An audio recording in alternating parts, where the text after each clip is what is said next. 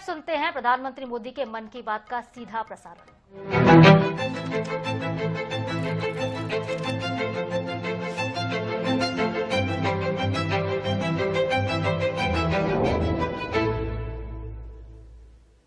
मेरे प्यारे देशवासियों, नमस्कार। साल 2026 का यह पहला मन की बात है। कल 26 जनवरी को हम सभी गणतंत्र दिवस का पर्व मनाएंगे। इसी दिन हमारा संविधान लागू हुआ था। 26 जनवरी का ये दिन हमें अपने संविधान निर्माताओं को नमन करने का अवसर देता है।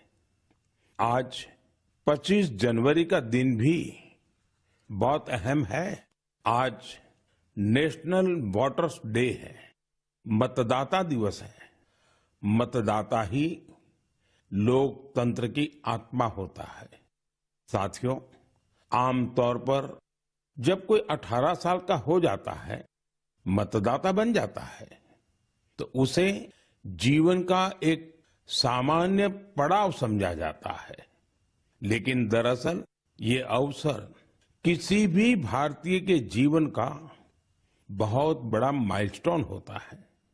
इसलिए बहुत जरूरी है कि हम देश में वोटर बनने का, मतदाता बनने का उत्सव मनाएं। जैसे हम जन्मदिन पर शुभकामनाएं देते हैं और उसे सेलिब्रेट करते हैं, ठीक वैसे ही जब भी कोई युवा पहली बार मतदाता बने तो पूरा मोहल्ला, गांव या फिर शहर एकजुट होकर उसका अभिनंदन करें और मिठाइयां बांटी जाए। इससे लोगों में वोटिंग के प्रति जागरूकता बढ़ेगी। इसके साथ ही यह भावना और सशक्त होगी कि एक वोटर होना कितना मायने रखता है। साथियों, देश में जो भी लोग चुनावी प्रक्रिया से जुड़े रहते हैं, जो हमारे लोकतंत्र को जीवंत बनाए रखने के लिए जमीनी स्तर पर काम करते हैं, मैं उन सभी की बहुत सराहना करना चाहूंगा। आज मतदाता दिवस पर मैं अपने युवा साथियों से फिर आग्रह करूंगा कि वे 18 साल का होने पर वोटर के रूप में खुद को जरूर रजिस्टर करें।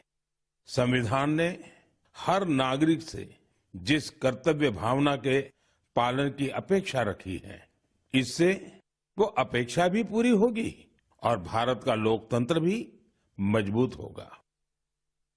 मेरे प्यारे देशवासियों, इन दिनों मैं सोशल मीडिया पर एक इंटरेस्टिंग ट्रेंड देख रहा हूं।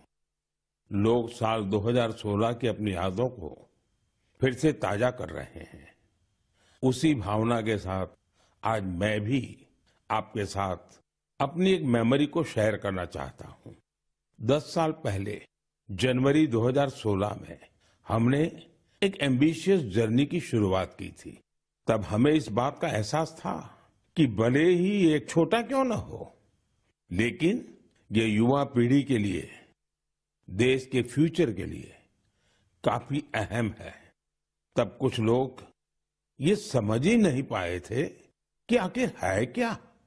साथियों, मैं जिस जर्नी की बात कर रहा हूं वह है स्टार्टअप इंडिया की जर्नी। इस अद्भुत जर्नी के हीरो हमारे युवा साथी हैं। अपने कंफर्ट जोन से बाहर निकलकर उन्होंने जो इनोवेशन किए वो इतिहास में दर्ज हो रहे हैं। साथियों, भारत में आज दुनिया का तीसरा सबसे बड़ा स्टार्टअप इकोसिस्टम बन चुका है। ये स्टार्टअप्स लीग से हटके हैं। आज वे ऐसे सेक्टर्स में काम कर रहे हैं जिनके बारे में 10 साल पहले तक कल्पना भी नहीं की जा सकती थी। AI, space, nuclear energy, semiconductors, mobility, green hydrogen, biotechnology, आप नाम लीजिए और कोई ना कोई भारतीय स्टार्टअप उस सेक्टर में काम करते हुए दिख जाएगा।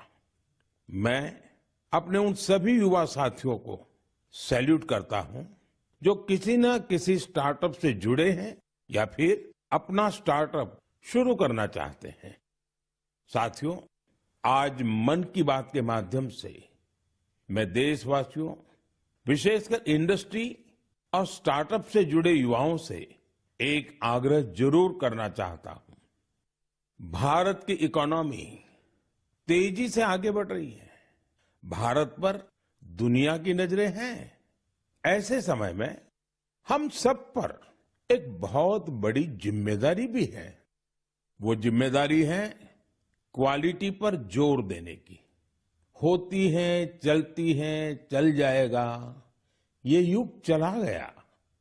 आइए इस वर्ष हम पूरी ताकत से क्वालिटी को प्राथमिकता दें।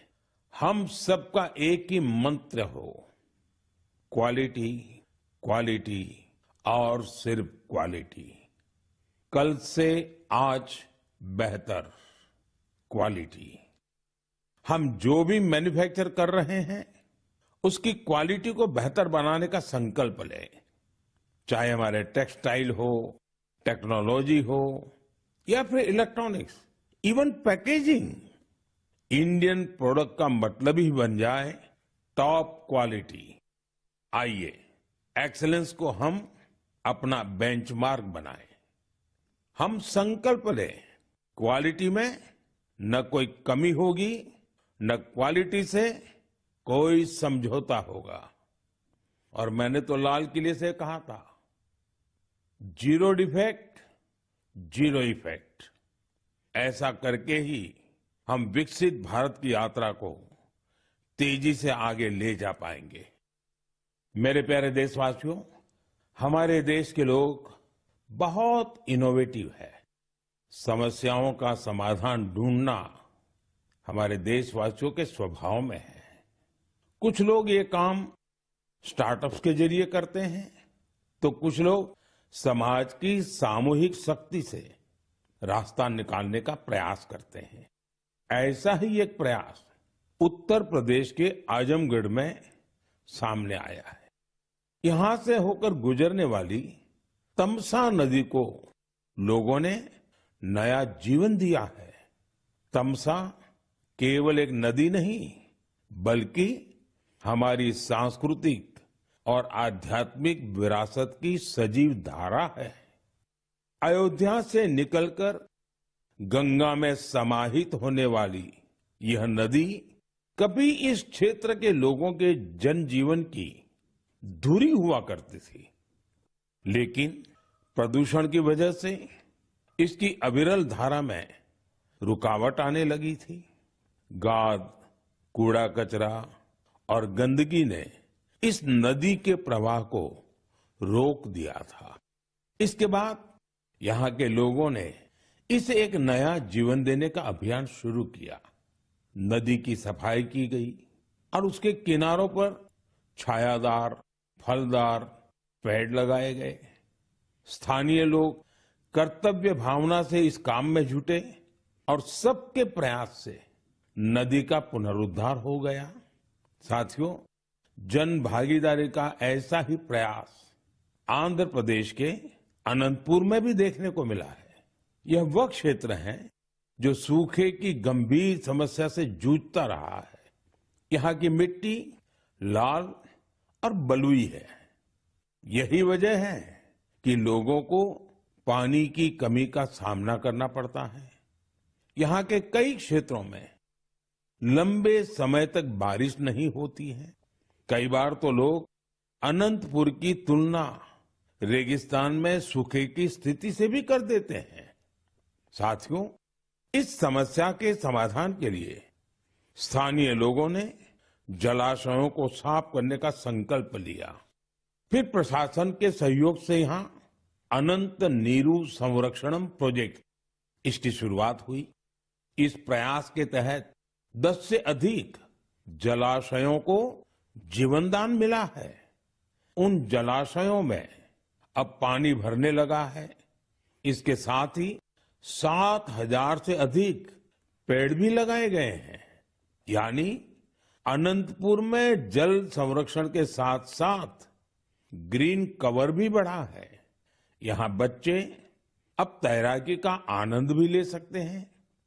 एक प्रकार से कहें तो यहाँ का पूरा इकोसिस्टम फिर से निखर उठा है। साथियों, आजमगढ़ हो, अनंतपुर हो या फिर देश की कोई और जगह, ये देखकर खुशी होती है कि लोग एकजुट होकर कर्तव्य भाव से बड़े संकल्प सिद्ध कर रहे हैं। जन भागीदारी और सामूहिकता की यही भावना हमारे देश की सबसे बड़ी ताकत है। मेरे प्यारे देशवासियों, हमारे देश में भजन और कीर्तन सदियों से हमारी संस्कृति की आत्मा रहे हैं। हमने मंदिरों में भजन सुने हैं, कथा सुनते वक्त सुने हैं और हर दौर ने भक्ति को अपने समय के हिसाब से जिया है। आज की पीढ़ी भी कुछ नए कमाल कर रही है। आज के युवाओं ने भक्ति को अपने अनुभव और अपनी जीवन शैली में ढाल दिया है। इसी सोच से एक नया सांस्कृतिक चलन उभर कर सामने आया है। आपने सोशल मीडिया पर ऐसे वीडियो जरूर देखे होंगे। देश के अलग अलग शहरों में बड़ी संख्या में युवा इकट्ठा हो रहे हैं। मंच सजा होता है, रोशनी होती है, संगीत होता है, पूरा तामझाम होता है और माहौल किसी कॉन्सर्ट से जरा भी कम नहीं होता है। ऐसा ही लग रहा है कि जैसे कोई बहुत बड़ा कॉन्सर्ट हो रहा है।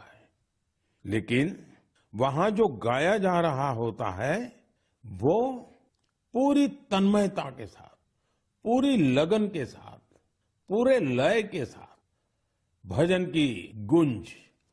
इस चलन को आज भजन क्लबिंग कहा जा रहा है और यह खास तौर पर जैन जी के बीच तेजी से लोकप्रिय हो रहा है।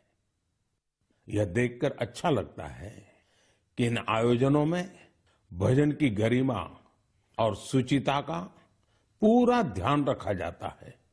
भक्ति को हल्केपन में नहीं लिया जाता। न शब्दों की मर्यादा टूटती है और न ही भाव की। मंच आधुनिक हो सकता है, संगीत की प्रस्तुति अलग हो सकती है, लेकिन मूल भावना वही रहती है। आध्यात्म का एक निरंतर प्रवाह वहां अनुभव होता है। मेरे प्यारे देशवासियों, आज हमारी संस्कृति और त्योहार दुनिया भर में अपनी पहचान बना रहे हैं। दुनिया के हर कोने में भारत के त्योहार बड़े उत्साह और उल्लास के साथ मनाए जाते हैं। हर तरह की कल्चरल वाइब्रेंसी को बनाए रखने में हमारे भारतवंशी भाई बहनों का अहम योगदान है। वो जहां भी हैं वहां अपनी संस्कृति की मूल भावना को संरक्षित कर और उसे आगे बढ़ा रहे हैं।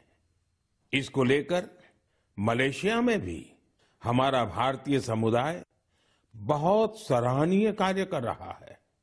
आपको यह जानकर सुखद आश्चर्य होगा कि मलेशिया में 500 से ज्यादा तमिल स्कूल है। इनमें तमिल भाषा की पढ़ाई के साथ ही अन्य विषयों को भी तमिल में पढ़ाया जाता है। इसके अलावा यहाँ तेलुगु और पंजाबी सहित अन्य भारतीय भाषाओं पर भी बहुत फोकस रहता है। साथियों, भारत और मलेशिया के बीच ऐतिहासिक और सांस्कृतिक संबंधों को मजबूत करने में एक सोसाइटी की बड़ी भूमिका है। इसका नाम है मलेशिया इंडिया हेरिटेज सोसाइटी।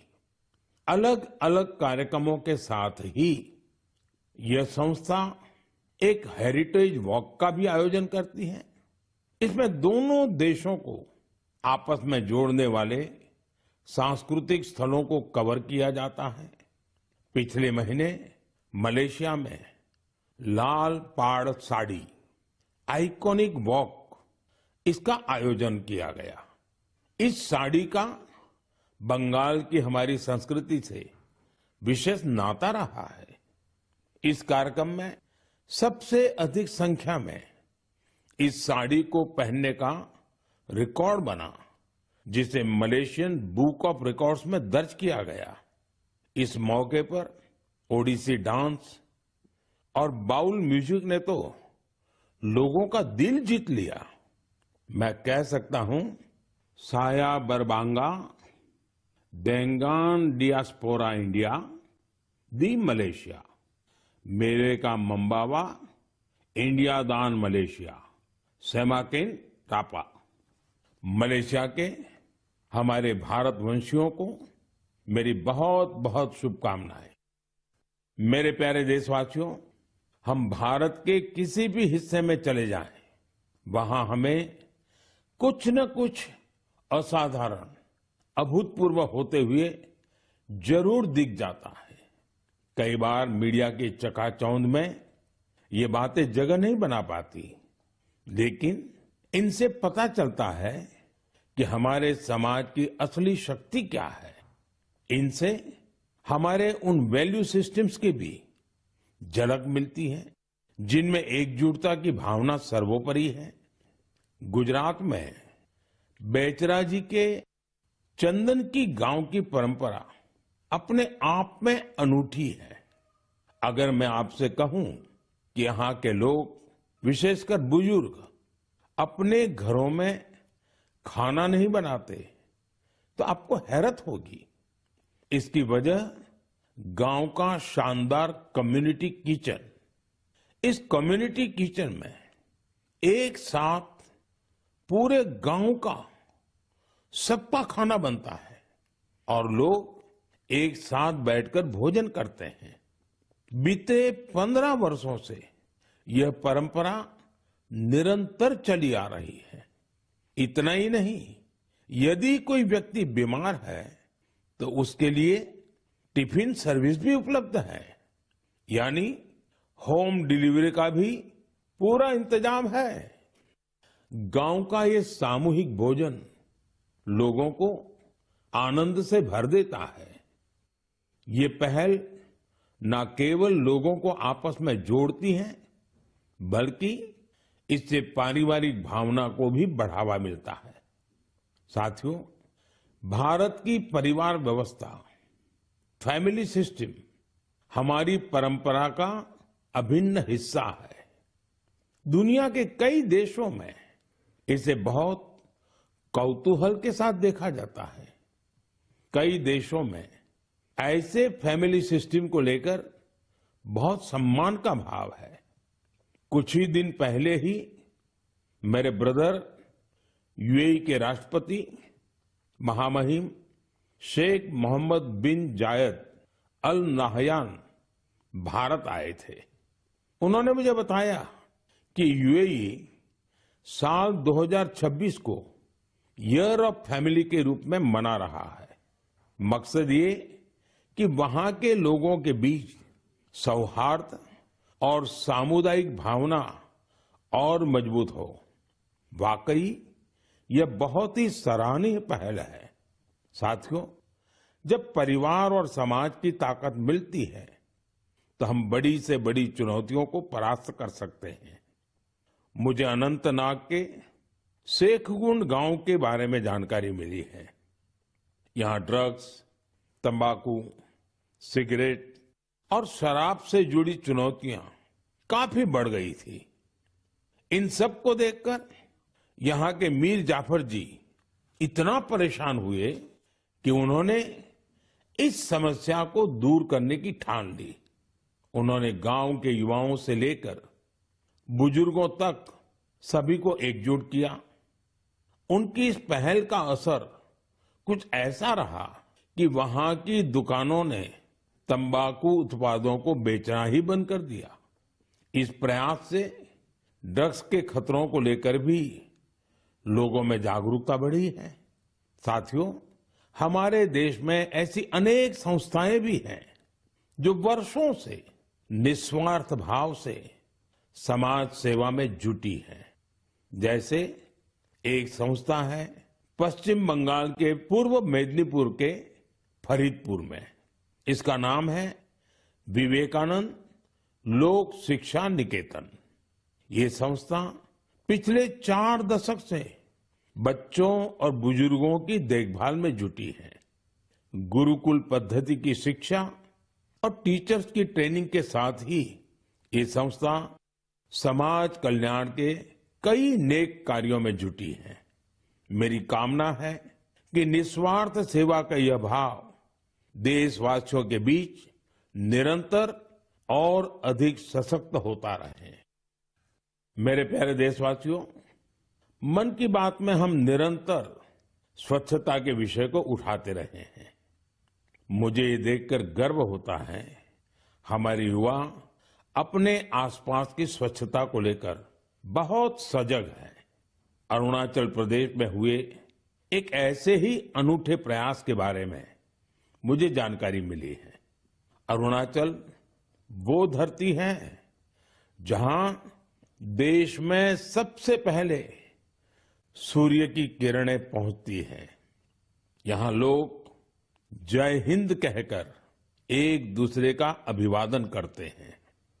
यहां ईटानगर में युवाओं का समूह उन हिस्सों की सफाई के लिए एकजुट हुआ जिन पर ज्यादा ध्यान देने की जरूरत थी।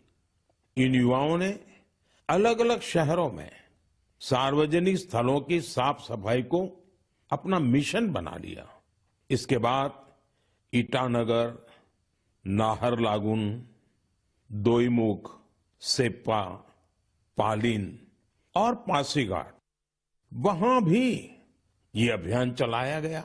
ये युवा अब तक करीब 11 लाख किलो से अधिक कचरे की सफाई कर चुके हैं। सोचिए दोस्तों, नौजवानों ने मिलकर के 11 लाख किलो कूड़ा कचरा हटाया। साथियों, एक और उदाहरण असम का है। असम के नागांव में वहां की पुरानी गलियों से लोग भावनात्मक रूप से जुड़े हैं। यहां कुछ लोगों ने अपनी गलियों को मिलकर साफ करने का संकल्प लिया। धीरे धीरे उनके साथ और लोग जुड़ते गए। इस तरह एक ऐसी टीम तैयार हो गई जिसने गलियों से बहुत सारा कचरा हटा दिया। साथियों, ऐसा ही एक प्रयास बेंगलुरु में हो रहा है। बेंगलुरु में सोफा वेस्ट एक बड़ी समस्या बनकर सामने आया है। इसलिए कुछ प्रोफेशनल्स एकजुट होकर इस इश्यू को अपने तरीके से सॉल्व कर रहे हैं।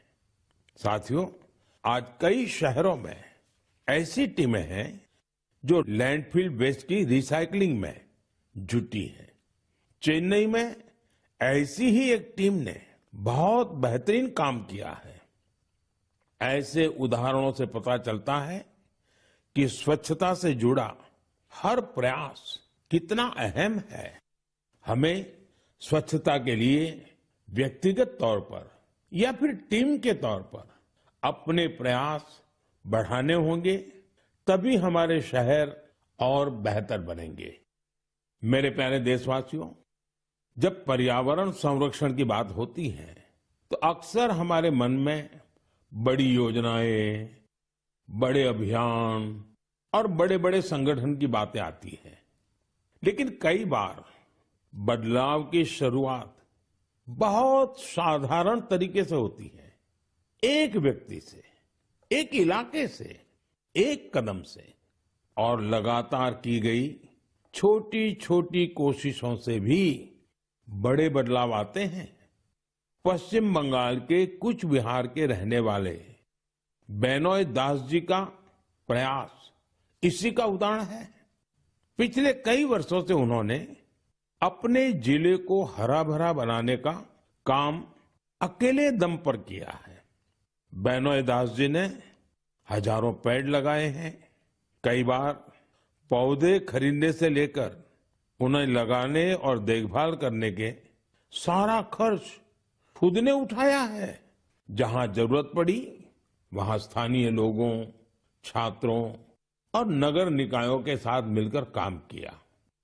उनके प्रयासों से सड़कों के किनारे हरियाली और बढ़ गई है।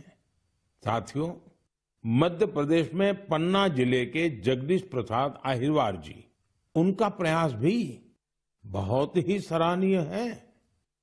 वो जंगल में बीट गार्ड के रूप में अपनी सेवाएं देते हैं।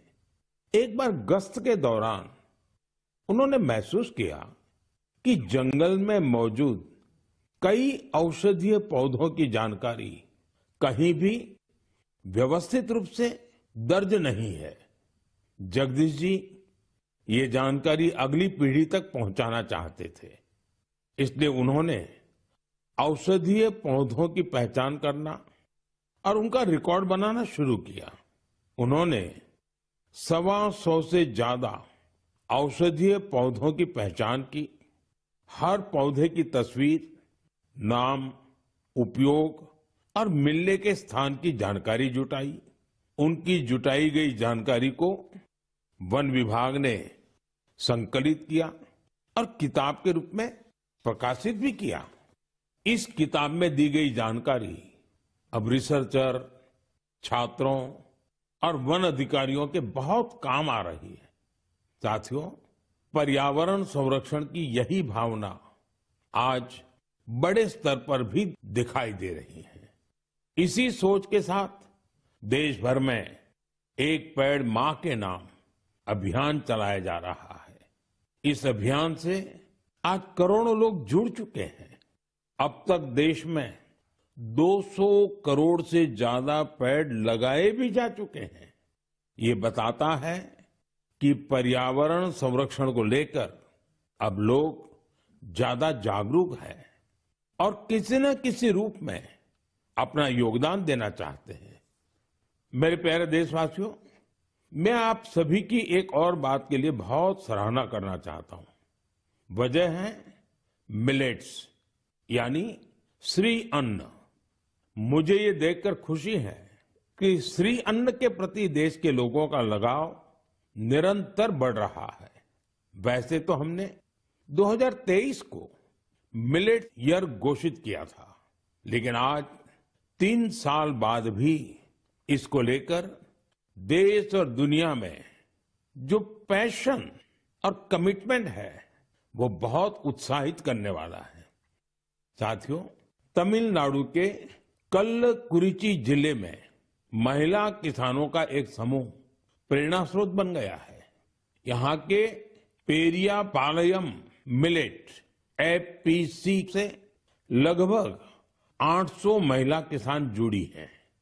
मिलेट्स की बढ़ती लोकप्रियता को देखते हुए इन महिलाओं ने मिलेट प्रोसेसिंग यूनिट की स्थापना की। अब वो मिलेट से बने उत्पादों को सीधे बाजार तक पहुंचा रही हैं। साथियों, राजस्थान के रामसर में भी किसान श्री अन्न को लेकर इनोवेशन कर रहे हैं। यहाँ के Ramsar organic farmer producer company से 900 से अधिक किसान जुड़े हैं। ये किसान मुख्य रूप से बाजरे की खेती करते हैं। यहाँ बाजरे को प्रोसेस करके रेडी टू ईट लड्डू तैयार किया जाता है। इसकी बाजार में बड़ी मांग है। इतना ही नहीं साथियों, मुझे तो ये जानकर खुशी होती है आजकल कई मंदिर ऐसे हैं जो अपने प्रसाद में सिर्फ मिलेट्स का उपयोग करते हैं। मैं उन मंदिर के सभी व्यवस्थापकों का हृदय से अभिनंदन करता हूं उनकी इस पहल के लिए। साथियों, मिलेट्स श्री अन्न से अन्नदाताओं की कमाई बढ़ने के साथ ही लोगों की हेल्थ में भी सुधार की गारंटी बनता जा रहा है। मिलेट्स पोषण से भरपूर होते हैं, सुपर फूड होते हैं। हमारे देश में सर्दियों का मौसम तो खान पान के लिए बहुत ही अच्छा माना जाता है। ऐसे में इन दिनों हमें श्री अन्न का सेवन जरूर करना चाहिए। मेरे प्यारे देशवासियों, मन की बात में हमें एक बार फिर कई अलग अलग विषयों पर चर्चा करने का अवसर मिला। ये कार्यक्रम हम सभी को अपने देश की उपलब्धियों को महसूस करने और सेलिब्रेट करने का अवसर देता है। फरवरी में ऐसा ही एक और अवसर आ रहा है। अगले महीने इंडिया एआई इम्पैक्ट समिट होने जा रही है।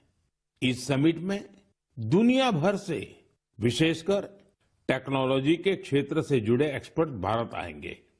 यह सम्मेलन एआई की दुनिया में भारत की प्रगति और उपलब्धियों को भी सामने लाएगा। मैं इसमें शामिल होने वाले हर किसी का हृदय से अभिनंदन करता हूं। अगले महीने मन की बात में इंडिया एआई इम्पैक्ट समिट पर हम जरूर बात करेंगे। देशवासियों की कुछ अन्य उपलब्धियों की भी चर्चा करेंगे। तब तक के लिए मुझे मन की बात में विदा दीजिए। कल के गणतंत्र दिवस के लिए एक बार फिर आप सभी को मेरी बहुत बहुत शुभकामनाएं। धन्यवाद।